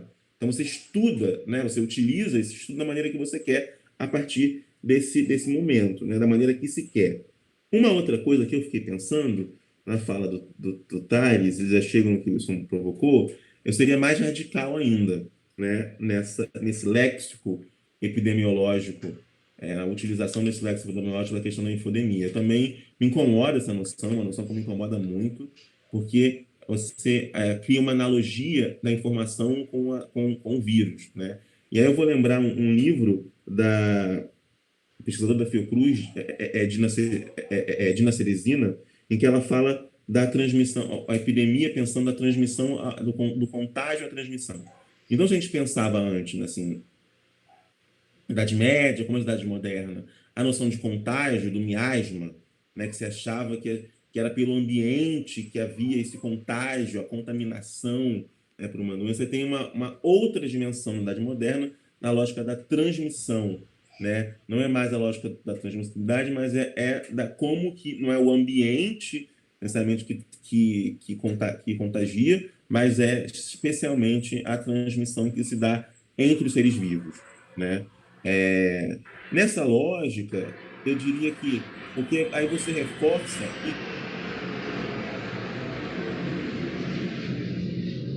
da Laura. Passou. E aí você contagia, né? Tem uma lógica muito forte dessa dimensão eu me perdi, desculpa, com o avião. Da vontade de transmissão, tá? Da ênfase nessa transmissão, você cria um léxico epidemiológico para explicar fenômenos sociais, eu discordo completamente, né? Informação não se dissemina, o que dissemina é vírus, né? E eu gostaria de pensar em processos de produção, circulação e consumo, respondendo ao que o Wilson está falando, né? De apropriação desses sentidos, né? O estudo, e aí eu entendo, por isso que eu uso a expressão consumo, né? O consumo também é uma forma de apropriação, né? Se consome linguagem, se consome, e no consumir linguagens e consumo, se faz uso das mídias em relação a isso, se faz usos políticos com afirmação de estilo de vida, de lógica política. Isso eu vou lembrar também uma pesquisa de que eu fiz parte, que eu coordenei, sobre o fake news no contexto da febre amarela. Uma coisa que eu busquei fazer, né, em 2017, que essa pesquisa foi realizada, foi não sair do âmbito da checagem, né? Sair do âmbito de ver, eu queria ir para as pessoas, né? Então eu fiz dois movimentos. Um movimento foi de entrevistas nos centros de saúde, pessoas que tinham tomado a decisão de se vacinar e como que elas tomaram, imersas num conjunto de informações contraditórias ou numa concorrência discursiva muito forte, expressão que eu prefiro, né? Tem uma concorrência de muitos discursos e informações contraditórias, como as pessoas tomam a decisão, porque aí você observa as mediações, né? Há uma observação pelas mediações, né? Nessas entrevistas, vamos observar as mediações que estão relacionadas a esse consumo, né? E essas apropriações. Quais são as mediações de classe? E eu percebi muito fortemente a questão da religião é muito forte, algo que eu não tinha percebido mais a questão política, percebido hipoteticamente, né? A questão política, da questão religiosa muito forte. A gente não tem como não dizer que os pastores são líderes de opinião e muitos diziam que a vacina podia matar, para não se vacinar e etc e tal. Muitos pastores diziam isso, as pessoas na fila, que acabavam tomando uma decisão pelos filhos, que falavam, etc e tal. Então tem uma lógica afetiva que é importante nessa mediação. Uma outra dimensão importante nessa lógica, né, nessa dimensão, é de opinião, né? Eles não estão transmitindo informação, porque você repercute uma lógica transmissiva de comunicação, estão produzindo, né, no sentido produzindo verdade, estão produzindo e contribuindo com a produção de sistemas de verdade. Então, talvez, né, e aí algumas expressões, né, que muito bem Tales ressaltou e criticou, como transmissão, disseminação, contagem, etc., não tem como, senão você perde a lógica social, enfatizando uma dimensão biológica de um processo social, né, sociocultural, em que envolve várias mediações. A informação não é um vírus, né? Não é algo que se deve combater no sentido que aí você pega todo o léxico da epidemiologia, etc. Então é algo que não, é algo que se precisa compreender. O que nós precisamos é de uma sociologia ou de uma compreensiva desses processos. Por que as pessoas acreditam elas não são, e aí eu encerro a minha fala, elas são afirmativistas, né? Porque o negacionismo pressupõe uma relação de verdadeiro e falso, e essa relação é ela que é o problema. E aí eu encerro, isso vai lembrar muito bem, eu encerro com uma fala que eu separei aqui, do Osmar Terra, ministro da Cidadania à época, citado pelo Tales antes. Quando o então ministro da Cidadania, atual deputado, ele falou sobre uma pesquisa de drogas da Fiocruz, deu uma entrevista no jornal o Globo, quando o Ministério da Cidadania engavetou a pesquisa, naquele momento tinha engavetado a pesquisa, sobre o consumo de drogas, ele disse o seguinte: o ministro, embora médico, até onde eu sei não tem formação como pesquisador nem como epidemiologista, né? Ele discordou do resultado da pesquisa e afirmou o seguinte: eu não confio nas pesquisas da Fiocruz. Se tu falares para as mães desses meninos drogados pelo Brasil que a Fiocruz diz que não tem uma epidemia de drogas, elas vão dar risada. É óbvio para a população que tem uma epidemia de drogas nas ruas. Eu andei nas ruas de Copacabana e estavam vazias. Se isso é uma epidemia de violência que tem a ver com drogas, eu não entendo mais nada. Temos que nos basear em evidências. Para encerrar minha fala, eu gostaria de destacar duas coisas. Eu não confio nas pesquisas da Fiocruz. Primeira coisa que eu queria destacar. Essa falta de confiança tem a ver com um não compartilhamento do mesmo objeto de crença. Isso tem que ficar claro. A falta de confiança neste caso é um não compartilhamento, está associado ao mesmo objeto de crença, né?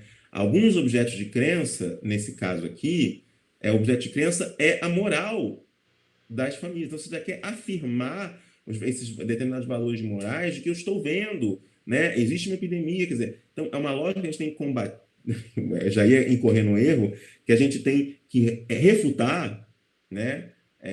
Muito fortemente, é o uso poderoso, quase falei, né? O uso poderoso da epidemia e da metáfora epidemiológica para poder explicar isso. Quer dizer, ele já, numa guerra moral, instaurando aqui um pânico moral, isso é pânico moral no sentido de Stanley Cohen, assim, o que ele está querendo, no sentido básico de pânico moral. Você produzir uma sensação de desordem, né, no sentido básico de pânico moral, produzir uma sensação de desordem a partir da classificação da marca, né, de um determinado grupo, da marcação de um grupo social como sendo responsável pela desordem. Nesse caso, os consumidores de drogas, né? Então, você associa uma ideia de epidemia que não tem evidência epidemiológica, não tem a menor evidência epidemiológica para uma epidemia de drogas, mas há uma epidemia, sim, de violência doméstica, há uma epidemia de violência, como o estudo demonstra, né? E que é silenciada porque ela desabona os valores morais, né? Nesse sentido, deu pressupostos numa ideia. E a outra dimensão temos que nos basear em evidências. Que evidências são essas? É isso que é interessante observar. As evidências não são os dados estatísticos, não são as pesquisas. As evidências é a observação, é a experiência, é o que eu vejo. Eu fui na rua e vi. E é isso que se baseia a lógica da verdade. Então, eu sei que eu me alonguei, né, na minha resposta, mas eu queria demonstrar, quer dizer, que evidência é essa? Não é a mesma evidência com a qual nós trabalhamos. Então, que afirmação é essa? Por isso, eu discordo das ideias de que colocam isso como negacionismo, afirmativismo, certamente. Bem, antes de continuar nessa conversa, nessa provocação, eu queria só deixar registrado que essa é uma atividade que está acontecendo no contexto da Marcha pela Ciência, né? E um dos principais interesses que nós temos é da participação de todos. Então, para aqueles que quiserem mandar perguntas para nós, pode ser feito através do chat, está sendo transmitido pelas redes e vai ser um prazer aumentar esse diálogo. A nossa perspectiva aqui é colocar alguns pontos, mas para que a gente possa dialogar. E nessa chave, eu vou retornar para vocês, algumas expressões eu também fui fazendo registro aqui, porque me são muito caras, né? Então, o Igor, por último, fala... primeiro, o Thales chamou atenção para a dimensão de um centro responsável pela difusão de uma desinformação, né? Depois o Igor fala, e assim, tudo, na verdade, está conectado no mesmo ponto, me permita, eu não quero fazer o registro do personagem em questão, mas ocupa o principal cargo no Executivo Nacional, nosso chefe de Estado, enfim, mas o Igor fala de um bastião da moralidade, chama a atenção para a força, né, da metáfora epidemiológica.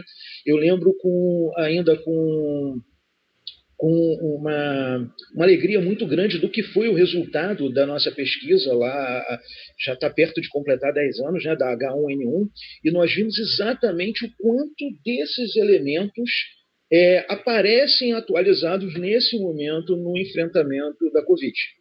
Então, me parece que não é algo que se perdeu ao longo do tempo, muito pelo contrário, foi acentuado. Então, eu queria saber, ouvir um pouco mais vocês, porque, assim, dentro dessa dimensão, de um lado, da moralidade, de outro, da racionalidade científica, né? Nós não estaríamos também vivendo um certo esgarçamento dos paradigmas da ciência? Para dar nome àquilo que eu quero qualificar, embora o Igor tenha falado de um afirmativismo em detrimento de um negacionismo, eu queria perguntar a vocês, no limite, o que nós estamos vivendo não por exemplo, 3 estágios, então, que são os paradigmas da ciência orientando, por exemplo, o que as pessoas devem fazer. E nesse cenário que nós estamos vivendo, um dos elementos que estão alicerçados em evidências científicas é a orientação das pessoas ficarem em casa, manterem o isolamento. Essa é uma dimensão, me parece, científica. Ela está solidamente alicerçada em evidências. Num outro ponto, nós temos exatamente a dimensão da moralidade. Eu acredito porque creio, né? Mas, no limite, não haveria então, um afirmativismo da ciência e um negacionismo científico, um negacionismo muito próprio como um fenômeno desse momento que a gente está vivendo. Uma terceira categoria, então, poderíamos pensar então em 3 categorias: o afirmativismo, o negacionismo e o paracientificismo. Queria ouvir Thales e depois o Igor também. Muito boa a provocação, Wilson, e eu começo a discutir esse tema corroborando a fala do Igor, de que, de fato, a gente tem um movimento de afirmativismo calcado em testemunhos. Eu me lembrei, quando o Igor falava, de pesquisas feitas pela psicologia política lá no final da década de 70, que mostravam como que as pessoas se apropriavam do discurso científico afinadas às suas crenças morais. Então, um dos estudos mais clássicos desse período, do final do ano de 1979, particularmente, ele tinha como pressuposto a seguinte proposta. Então, se apresentavam a pessoas com diferentes posições, isso foi feito nos Estados Unidos, com diferentes posições sobre a pena capital, a pena de morte. Estudos que tanto podiam reforçar o valor da pena de morte no seu efeito dissuasivo das práticas criminosas, quanto o seu efeito deletério para a sociedade do ponto de vista de um punitivismo moral. E esses estudos, ainda que apresentados sem muitas explicações, eram interpretados pelas pessoas alinhadas às suas crenças político-ideológicas ou afetivas ou morais. Então, para aquelas pessoas que consideravam a pena capital, a pena de morte, um potencial efeito dissuasivo das práticas criminosas, buscavam no estudo elementos que reforçassem os seus argumentos. Tal como aqueles que eram contra a pena de morte buscavam nesse mesmo estudo elementos que subsidiassem o seu argumento contrário à pena de morte. Então, assim, já no final da década de 70, esse afirmativismo da apropriação científica afinada a valores morais e a mediação do consumo dada por uma sociabilidade já se fazia muito presente. Então, eu continuo essa fala, talvez, assim, de alguma maneira, um pouco bastante pessimista, talvez um pouco contaminado pelo espírito do tempo. Eu, talvez, no momento presente, eu seria muito frankfurtiano em dizer que a gente nunca teve a ciência como um grande paradigma de referência, tal como o iluminismo entendia. Então, lá nos idos de 1930 e 1940, o pessimismo que marcava Adorno e Horkheimer já era muito ligado ao fato de que aquele iluminismo que se prensava no século XVIII foi o mesmo que gerou as 2 grandes guerras mundiais e epidemias. Então, eu tendo a achar que em nenhum momento histórico a gente teve, de fato, uma presença tão forte da ciência ou da verdade como produtora de racionalidade, como desenvolvedora de profícuos debates racionais e deliberações na democracia liberal. Eu tendo a achar que, em certa medida, esse discurso é um discurso que, de alguma maneira, é fundante da modernidade esclarecida, de uma ideia de modernidade, que eu considero que, inclusive, está muito ligada, atrelada, né, a uma experiência colonial mascarada por esses ideais de esclarecimento da alta modernidade. E aí eu reforço a fala do Igor dizendo que, e aí caminhando nesse nosso diálogo sobre os efeitos prejudiciais da desinformação sobre saúde, eu acho que, de fato, claro, como eu pontuei no início da fala, essas desinformações sobre saúde, sobre a Covid-19, elas produzem muitos efeitos prejudiciais à vida daqueles que estão expostos a ela, mas eu também, reforçando a fala do Igor, eu acredito que essas metáforas epidemiológicas, elas reforçam uma ideia, essa ideia da alta modernidade, de que num passado num passado glorioso, num passado saudosista, as nossas decisões eram tomadas baseadas em razões e esclarecimento, e que atualmente as nossas decisões estariam ancoradas unicamente no nosso testemunho. Bom, qual que seria esse passado glorioso? O passado que permitiu as experiências coloniais na África, nas Américas? Eu discordo dessa visão. Eu acredito que nessa contrafactualidade da racionalidade, a gente acaba perdendo de vista essas mediações afetivo-morais que conformam a nossa relação não só com os testemunhos do dia a dia, mas também com a ciência, também com o jornalismo, que são de alguma forma alteradas muito menos em função de um ideal de racionalidade e muito mais em função de mutações na própria sociabilidade, na própria experiência histórica, na experiência do tempo. Então, eu acredito que, eu creio, né, e é isso baseado em uma série de estudos sobre o tema, nas advertências que eram feitas lá já no início dos anos 2000, nos estudos em psicologia política, que a gente não deveria reforçar essa ideia de que os seres humanos, eles de alguma maneira, eles seriam simples processadores de informação. Então, portanto, dentro dessa ideia, dessa metáfora epidemiológica, né, em algum momento na história, nós teríamos um diálogo calcado em boas decisões, em muito esclarecimento e informações de alta qualidade que nos permitiriam tomar as melhores decisões nas nossas democracias, e hoje a desinformação operando como um vírus seria um ruído à nossa boa comunicação. E eu não acho que isso ocorre ou ocorreu em nenhum momento da história, porque, assim como o Igor, e aí corroborando essa ideia do afirmativismo, eu acredito que tem uma forte ligação entre valores morais, afetividades político-partidárias e a crença em desinformações. Mesmo que essa crença em desinformações prejudique a vida daqueles que creem nelas, como no caso nas desinformações sobre saúde. Mas porque aí tem um afirmativismo que às vezes é mais importante do que a própria saúde, que é o afirmativismo dos valores morais e das visões de mundo.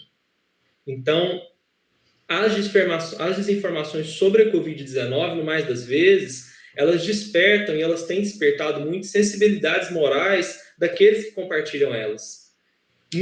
Quase como uma forma de se sentir, nesse desejo de afirmar o mundo, um senso de que esse mundo estaria ameaçado por discursos outros. Não que o campo da saúde as discussões sobre saúde tivessem sempre contaminadas por esse campo da comunicação política que está presente mais agora, aí, pelo menos nos últimos 4 ou 5 anos, desde a eleição do Trump. Mas, desde esse momento, a gente tem uma presença maior desses atores políticos institucionais e de determinados setores da sociedade, afirmando certos discursos que embasam temas que fogem imediatamente do escopo da política institucional, como no caso da saúde. E aí, nesse caso, eu acredito que no contexto atual, a afirmação de que o isolamento social não funciona, de que a cloroquina é a panaceia, muito menos do que negar a ciência, reforçam valores morais e reforçam o senso de que esses valores morais estão ameaçados por um discurso outro. Um discurso que vai contra os ideais do trabalho, um discurso que tem como autoridade especialistas que estão descolados da realidade do cidadão, que eu acho que o Igor muito bem pontua a partir da fala do Osmar Terra. Mas isso não quer dizer também que não haja um progressivo distanciamento da realidade por conta da crença, ou seja, as pessoas não são necessariamente ingênuas, mas elas não são também cínicas. A realidade, ela é como uma analogia um pouco simplória, ela poderia ser entendida como uma corda que a gente vai esticando e ela pode sendo tensionada até um ponto que às vezes a gente distancie muito daquilo que pode ser uma informação precisa sobre um tema, mais preciso sobre um tema relativo à saúde. Mas esse distanciamento, ele nos torna cada vez mais distante de determinados argumentos que poderiam, por exemplo, no caso dos temas ligados à saúde, nos proteger, né, de sermos contaminados por uma doença. Mas eu acredito que essas afetividades político-partidárias e morais, elas são muito presentes naqueles que acreditam em determinados discursos e afirmam esse discurso como um meio de combater uma injustiça que sentiam presentes no seu universo moral, no seu universo, nas suas visões de mundo, né? Então, mesmo que a gente possa pensar que essas teorias da conspiração sobre temas da saúde, né, como o movimento antivacina, elas sempre existiram e sempre tiveram presente nas franjas do debate público, né? A gente pode muito bem lembrar desses fóruns virtuais, desses grupos nas redes sociais, né, como, por exemplo, os canais daquele médico Larry Ribeiro, que difunde uma série de discursos anti-vacina ou discursos que estão, de alguma forma, apresentam discursos que vão na contramão do que a ciência está nos dizendo. Eles recentemente ganharam, de alguma forma, uma certa projeção e uma centralidade no debate com a eleição dessas figuras da extrema-direita, ou menos pela sua presença maior no debate político-midiático, no debate público no geral. Então, aí poderia citar o caso de Jair Bolsonaro, Donald Trump, a Marine Le Pen na França, o Movimento 5 Estrelas na Itália, todas essas figuras que se apresentam como antissistema e que se apresentam como figuras que se alinham aos seus apoiadores como bastiões no combate a um certo tipo de injustiça epistêmica que se dava contra eles. Então, uma série de estudos vão demonstrar, mais recentemente, né, que os apoiadores mais fervorosos desses políticos, eles tendem a compartilhar suas visões de mundo a despeito da imprecisão de seus discursos. Então, tem um estudo recente que foi feito, por exemplo, com apoiadores da Marine Le Pen, que mostram que, apesar das pessoas concordarem, mesmo seus apoiadores concordarem, que os seus dados estatísticos sobre a presença de refugiados na França por razões econômicas são completamente absurdos, nem por isso essas pessoas deixam de acreditar no argumento dela de que os refugiados vão para a França para poder se beneficiar do estado de bem-estar social francês. Então, foi feito nessa pesquisa que foi feita, é evidenciado que, mesmo quando as pessoas concordam com as correções que são apresentadas a elas, que apontam que o discurso da Marine Le Pen, em 2017, na campanha para presidente da França, eles são completamente imprecisos, essas pessoas continuam defendendo que os refugiados não deveriam estar presentes na França da forma como estão, porque eles estariam prejudicando o estado de bem-estar social francês. Então, nesse sentido, a pandemia do novo coronavírus parece ter intensificado essa relação entre esses discursos, discursos que defendem valores morais calcados num senso de injustiça, né, e um discurso sobre a saúde, um discurso sanitário que já vinha sendo questionado, ainda que nas franjas do debate público, né, por esse movimento, por essas teorias da conspiração, desses movimentos conspiracionistas.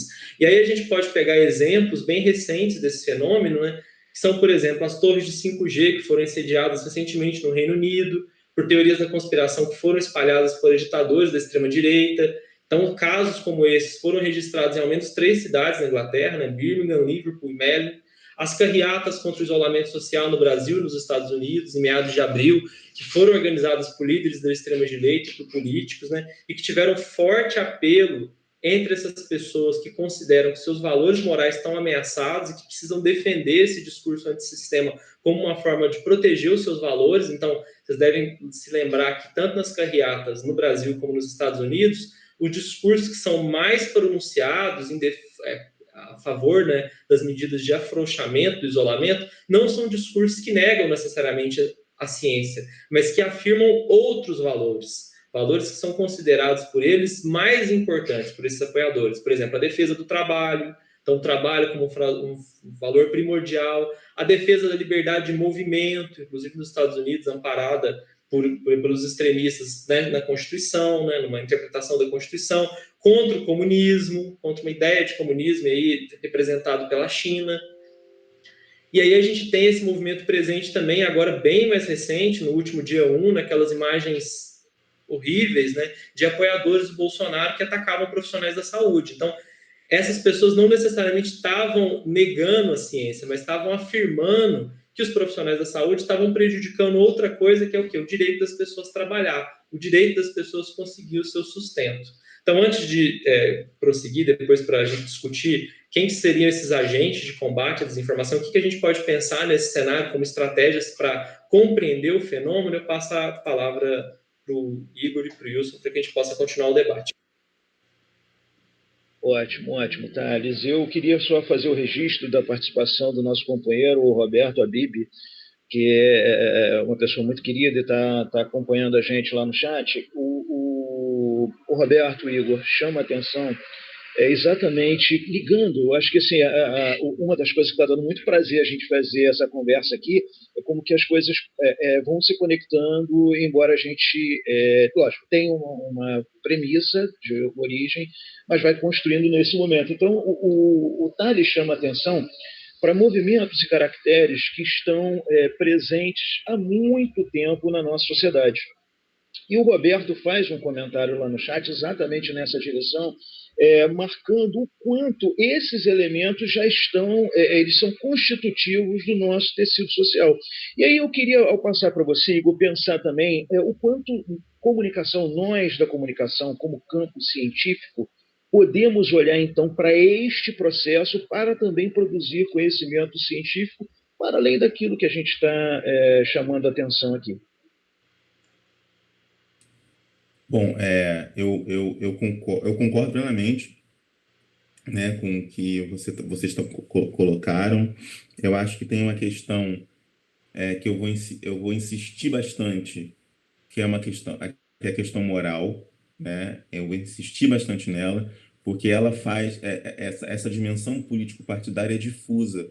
E eu vou lembrar que temos um presidente sem partido, né? O que isso significa? O partido dele é a moral, né? É a moral conservadora, autoritária. Não só conservadora, mas sobretudo hiperconservadora, ultraconservadora, se me dá dizer assim, e autoritária. Então não importa a questão partidária, enfim, curioso, causa até uma sensação de ter vivido um sonho, em certo sentido, um pesadelo, ou estar num pesadelo, de que os partidos eram um fundamento da democracia, né? Se a gente for pensar aqui os estudos sobre Gramsci em relação ao partido, etc e tal, parece que é quase ou estamos vivendo um delírio ou que o Gramsci viveu era um delírio. Né? Eu acho que a primeira opção porque realmente assim não ter partido é muito significativo, né? Dessa questão moral. A proposta de partido ser uma aliança pelo Brasil com esse nome, né? E isso também é uma dimensão é um partido, mas que é partidário nesse sentido. Não tem um nome como, quer dizer, de onde eu vim, né? Da análise do discurso, em certo sentido. Então eu fico muito preocupado às vezes com as nomeações, né? E percebo alguns partidos que não têm nome de partido mais. Aliança Brasil, pelo Brasil, por exemplo, é um nome democratas, etc. Quer dizer, o que significa tirar o nome dos partidos? Em termos. Acho que essa é uma questão, tirar de partido o nome de partido. O que isso significa? O que isso quer dizer? É uma pergunta que eu faço também aqui para quem está nos assistindo, uma provocação, etc. O que isso quer dizer também? E a minha hipótese é uma afirmação da moral suprapartidária, né? De uma moral conservadora e, em alguns casos, ultraconservadora, né? Mas tem uma dimensão que o Wilson colocou antes, que eu acho que é muito importante, é uma questão, acho que há três movimentos, sim, isso eu concordo muito com o Wilson. Do afirmativismo da crença, isso que eu estava falando, e esse afirmativismo, ele é produtor, todos eles são produtores de verdade, isso que eu quero ficar claro, produtor de verdade e também de realidade, né? Mas o que eu vou dizer, por que eu estou insistindo tanto na produção de verdade, mais do que Tales falou bem da questão da realidade, etc. Porque eu estou insistindo na verdade. E eu vou insistir na verdade porque é a produção de verdade que vai dizer por aquilo que eu devo viver ou não, no limite. Né? Eu devo viver ou não, não é o real que diz isso. É a verdade que diz isso. São os saberes que dizem isso, são as crenças que dizem isso, são tudo.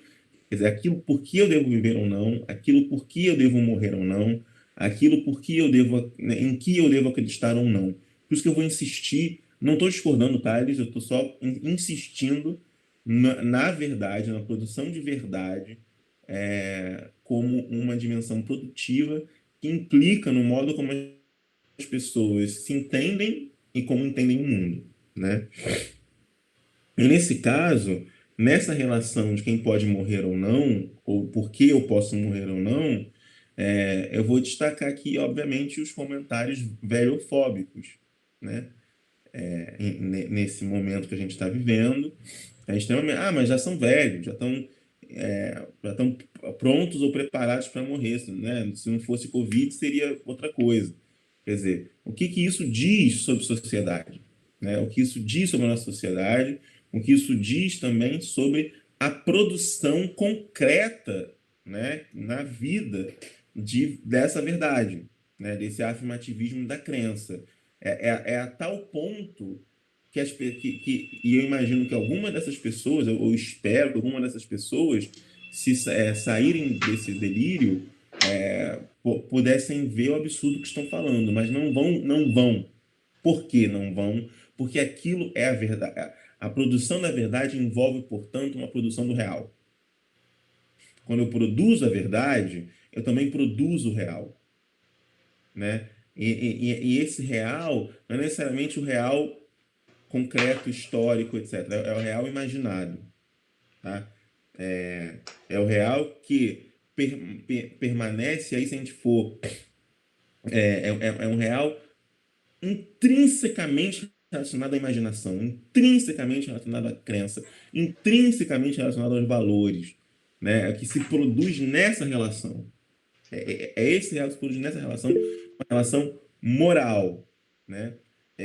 Bom, então, seguindo aqui no que eu estava falando, eu concordo com o Wilson disse, que é uma dimensão afirmativa da crença, há uma negação da ciência, eu diria assim, não no todo, há uma negação de ciência, né? Não é da ciência como fosse toda, é de ciência. É daquela que diz, não vai ser do, como ele lembrou, não vai ser do Aí Ribeiro, que dizia, no caso da febre amarela, que própolis inibia um mosquito. Então, tomar própolis inibia... Ele falou isso. Isso é médico, com não sei quantos livros publicados. Quer dizer, então, é uma negação de ciência. Então, o afirmativismo da crença, ele nega-se alguns estudos, afirmam-se outros, né, que lembram ciência ou não, numa lógica que repito, o objeto da crença, que é moral, que é revolução, etc. Bom, a gente tem pergunta, porque o tempo voou, né? Sim, sim, não tem. Na verdade, tem algumas considerações e à medida que elas vêm aparecendo, eu vou compartilhando aqui. A Aline West, que é uma companheira nossa também, muito querida, está sempre participando com a gente lá no CISECO, ela chamou a atenção, eu acho que também dialogando com o que vocês estão marcando, ela chamou a atenção que, na verdade, nós estamos hoje, talvez, assistindo um momento mais agudo de um problema que é histórico. Né? Qual seria o problema? Por um lado, a gente pode pensar numa falta de acesso à ciência, mas falta de acesso aqui, não que a ciência não tenha produzido o seu conhecimento, mas talvez, não sei se é isso que, não foi isso que a Aline afirmou, mas eu estou me apropriando, mas talvez numa certa dificuldade também da ciência se comunicar com a sociedade, né? E isso acarreta, e eu volto à observação da Aline, acarreta num movimento que, quando eu ignoro exatamente o que é a ciência, o que é a pós-graduação, o que é o desenvolvimento científico-tecnológico, eu passo paralelamente também a acreditar em ídolos. E muito do que vocês estão chamando a atenção está registrado exatamente nessa chave. Gradativamente, a ciência, me parece, passou a encontrar algumas dificuldades para estabelecer essa relação, enquanto os ídolos fazem isso de uma maneira muito mais imediata. E aí eu queria fazer uma nova provocação a vocês, começando pelo Igor e depois com o Tati. Nós estaríamos assistindo de maneira, então, muito mais aguda uma transformação nos próprios sistemas de confiança, onde hoje, gradativamente, eu questiono um pouco mais o que diz a ciência em detrimento daquilo que aponta os ídolos, por exemplo?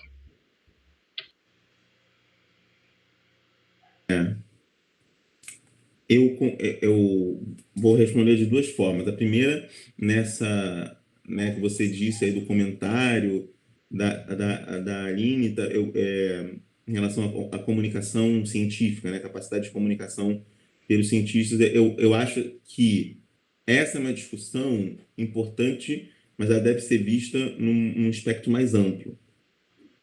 A que a gente vive é um desrespeito enorme à ciência, um desinvestimento em ciência no Brasil, um corte absurdo de bolsas.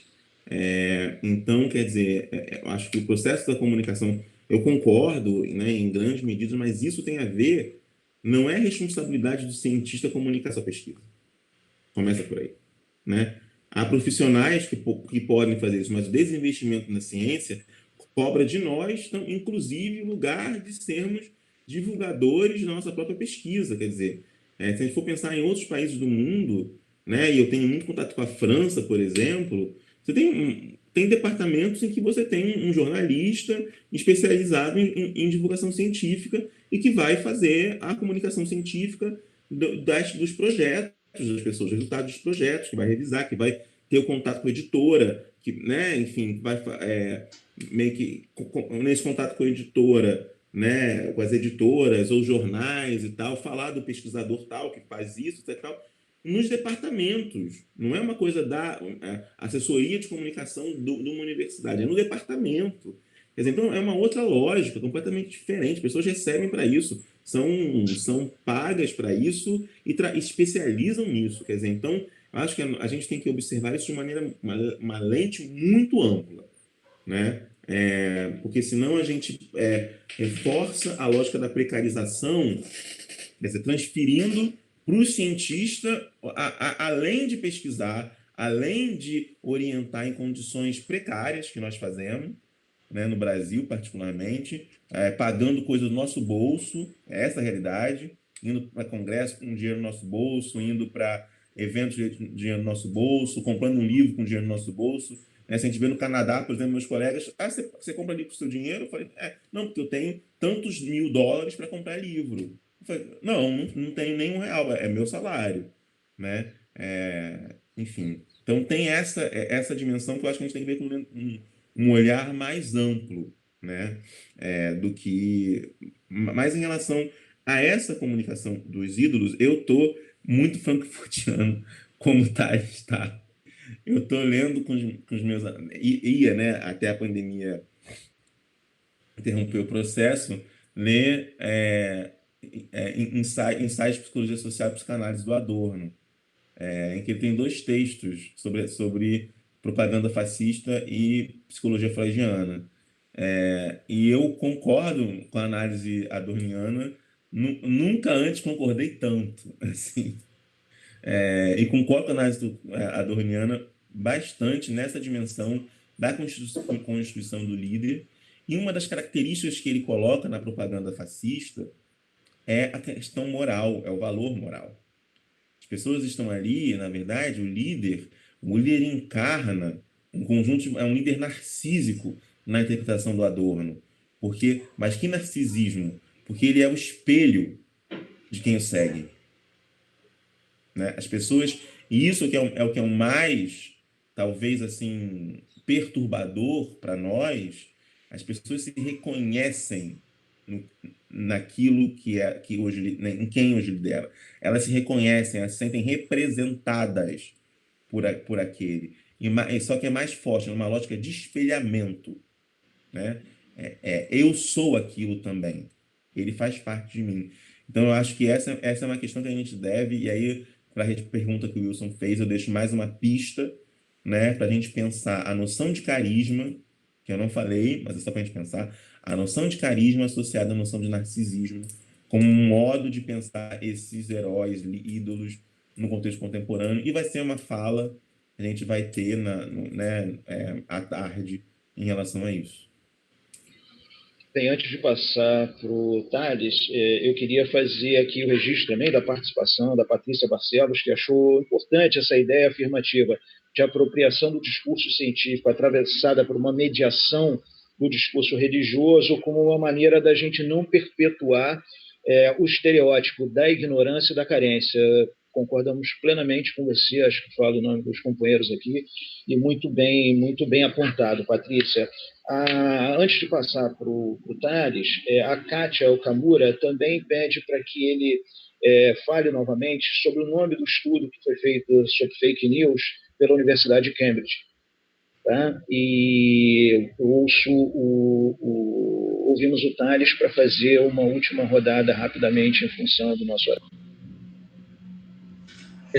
Então, eu reforço a palavra do Igor, né, mais uma vez, e eu acredito que sim, que o investimento em ciência ele é fundamental, né, numa sociedade como a nossa, que valoriza muito pouco a ciência, investe muito pouco em ciência, os efeitos prejudiciais eles são sentidos, por exemplo, agora no caso da pandemia de Covid-19, você já viu uma série de iniciativas de universidades públicas tentando, por meio de crowdfunding, conseguir recursos para poder desenvolver seus estudos sobre o tema. Então, a gente vive, de fato, numa sociedade que valoriza muito, num país em que valoriza muito pouco a ciência, e agora tem combatido, inclusive, os recursos, o investimento em ciência, tomado isso como um luxo, como algo que não é essencial a uma sociedade, né? Então, eu acho que, de fato, isso é um problema, mas eu não acho que isso é necessariamente a solução. Eu acho que se a gente pensa dessa forma, a gente parte do pressuposto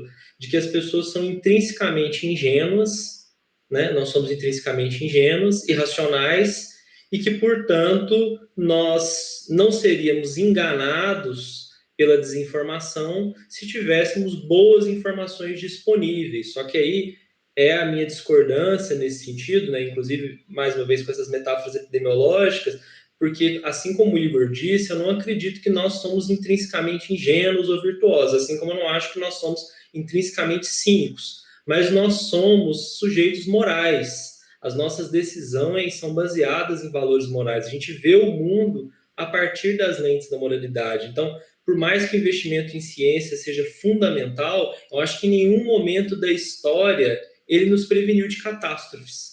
E aí a gente lembra mais uma vez aí a crise do iluminismo lá com a teoria crítica, a primeira geração da teoria crítica, que muito do seu pessimismo estava ligado ao fato de perceber que os ideais de esclarecimento apontados por Kant lá no século XVIII, eles não haviam proporcionado os resultados que eram esperados.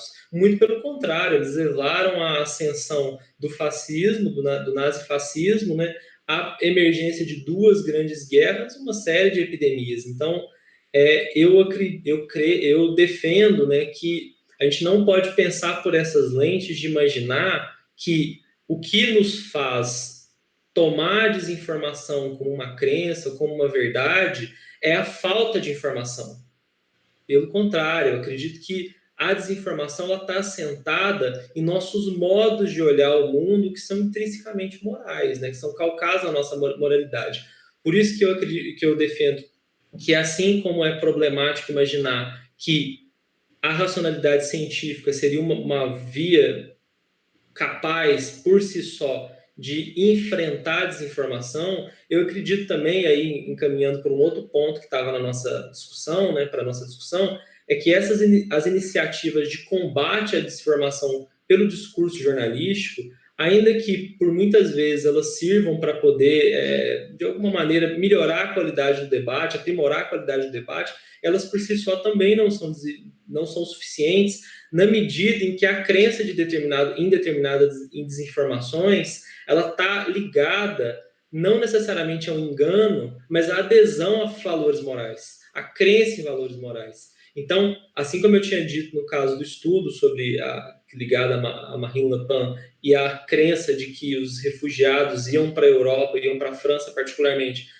por razões econômicas, mesmo que isso não tivesse amparado em dados, o que para essas pessoas que acreditavam nesse discurso, o que importava mais não eram os dados em si, mas os valores que estavam por trás dos dados. Então, a ideia de que a nossa sociedade de bem-estar social está sendo prejudicada pelos imigrantes que entram aqui e tomam os nossos empregos. E eu acho que o mesmo acontece aqui no caso da pandemia da Covid-19. Não é que necessariamente as pessoas que acreditem que o isolamento social é um erro e que defendam a cloroquina como panaceia estejam carentes de ciência ou carentes de informação.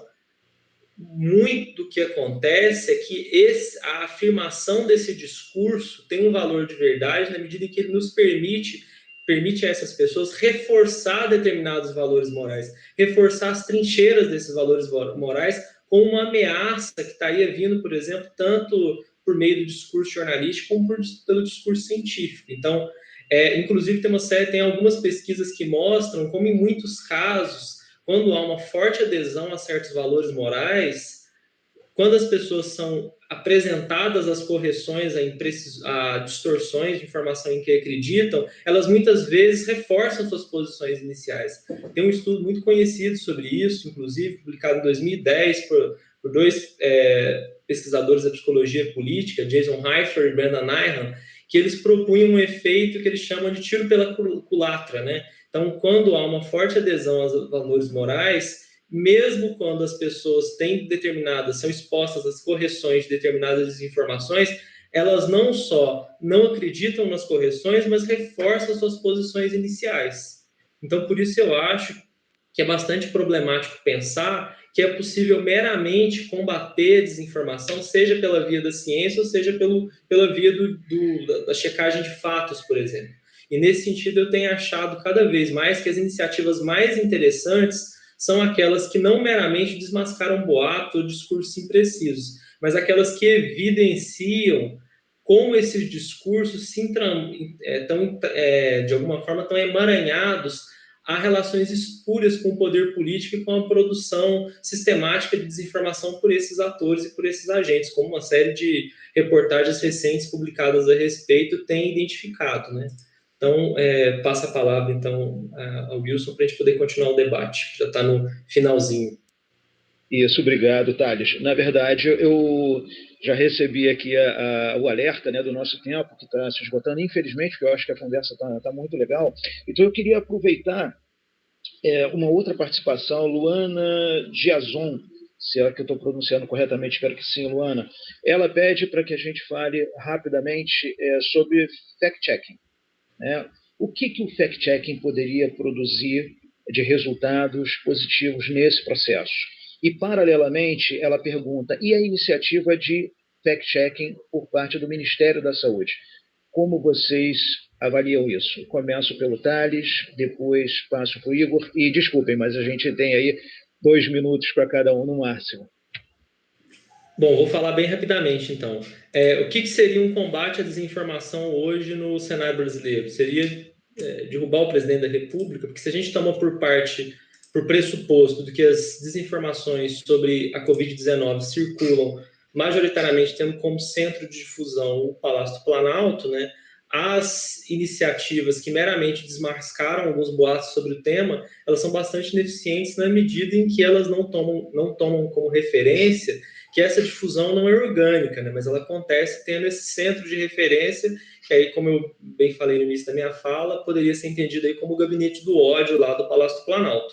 Então, eu defendo, né, que essas iniciativas, muitas vezes, elas se baseiam num pressuposto bastante equivocado de que a mera apresentação de uma correção serve para poder desmantelar valores morais muito arraigados nas pessoas. E eu acho que isso é equivocado. O pressuposto de muitas dessas iniciativas de checagem, por ser problemático, leva muito mais ao reforço de determinados valores morais do que a sua correção. E aí, por isso que eu acho que das iniciativas mais interessantes que eu tenho visto, entre essas iniciativas, por exemplo, eu gostaria de destacar o trabalho do Radar aos Fatos, que aí tem tentado muito menos que desmascarar boatos pontuais, reforçando a credibilidade do discurso jornalístico, tem evidenciado como essas desinformações têm um centro de difusão ou como elas são coordenadas por determinados agentes políticos institucionais. Então, eu defendo, né, de que muito mais do que a checagem de fatos pontuais, o que a gente tem que ter são iniciativas de compreensão desse fenômeno. Eu acho que têm sido aí empreendidas por uma série de estudos e também por algumas dessas iniciativas quando elas mudam um pouco o seu enfoque inicial de trabalho. Bem, antes de passar para o Igor, para ouvi-lo, quero fazer também o registro da participação aqui do José Geraldo Martins, dizendo que essa é uma discussão necessária e urgente. A simplificação do negacionismo acaba minando o apoio popular à ciência, abrindo caminho para o obscurantismo. Obrigado, Zé Geraldo. Passo para você, Igor. Bom, então, eu vou complementar o que o Thales falou, eu concordo com o que ele disse, que o fact-checking ele é muito pouco, eu diria que ele é quase nada, em relação, porque a publicação de é verdade ou boato, isso existe no jornalismo do século passado, tempos imemoriais, assim. A checagem... Ih, gente, estão ouvindo? Ah, tá. Sim, está. A checagem dos boatos, isso no jornalismo há muitos e muitos anos. Assim. Se eu pensar em termos de história do jornalismo, isso já existe há muito tempo, né, a desmentir, isso faz parte do processo de apuração. Né? O que se estabelece, como o Thales muito bem disse, num contexto de crise de jornalismo, crise da autoridade, crise econômica, etc., uma forma de afirmação com essas startups ou empresas que vendem um serviço que antes deveria ser feito por qualquer jornalista, de apuração. Mas eu acho, em relação ao Ministério da Saúde, particularmente, e as políticas de saúde relacionadas a isso, eu acho que é uma questão de comunicação e educação, fundamentalmente. Né? Eu vou afirmar isso. Assim, é preciso pensar a hipereducação num processo formativo dos profissionais de saúde e de comunicação que trabalham no âmbito da saúde como primeira dimensão, como eles podem pensar novas estratégias de comunicação, utilizar novas estratégias de comunicação, novos procedimentos, práticas, reflexão sobre isso, num contexto em que de desvalorização ou precarização desse trabalho, são muito poucos jornalistas ou profissionais de comunicação nesses setores, mas é preciso investir, entendendo que a comunicação é central para a saúde, né? Investir nisso em institucionais, com reflexão crítica, etc. Uma outra coisa que é fundamental é ampliar o processo de educação para a mídia, ou que já se chamou há muito tempo de leitura crítica da mídia, etc. Nos anos 70 já se falava disso, da importância que é a leitura crítica da mídia, a importância que é a compreensão desses processos, etc., para que as pessoas... Só que nos anos 70 se pensava a mídia como televisão. Hoje a gente tem que pensar a mídia também como WhatsApp. E isso tem que estar no currículo das escolas. Né? Eu acho que é uma questão de formação. Eu não consigo ver uma refutação das fake news, uma reação às fake news que não seja um processo de média e longa duração. Igor, muito obrigado. Quero registrar aqui o elogio que a Virgínia Rodrigues fez. Ela adorou a sua fala sobre o quanto hoje o trabalho do pesquisador e da pesquisa estão precarizados. Né? Então, obrigado também, Virgínia. E, por último, que a gente vai encerrando, eu mudei a ordem da chegada da participação aqui, porque tem um registro que é muito importante e faço tentando não me emocionar. É da Thalita Baena, porque ela lembra o quanto essa discussão que nós estamos fazendo aqui hoje dialoga com a bios midiática do querido Muniz Sodré. Desculpa, a emoção vem porque o Muniz é uma figura muito querida por muitos de nós e uma pessoa que é fundamental para o campo da comunicação, é fundamental, né? E estamos todos com você, Muniz, nesse momento. Eu queria muito agradecer... Axé, Muniz, axé. Sim, sim. Eu queria muito agradecer, Thales, sua participação, agradecer muito mais uma vez, dividir esse espaço aqui com o companheiro Igor.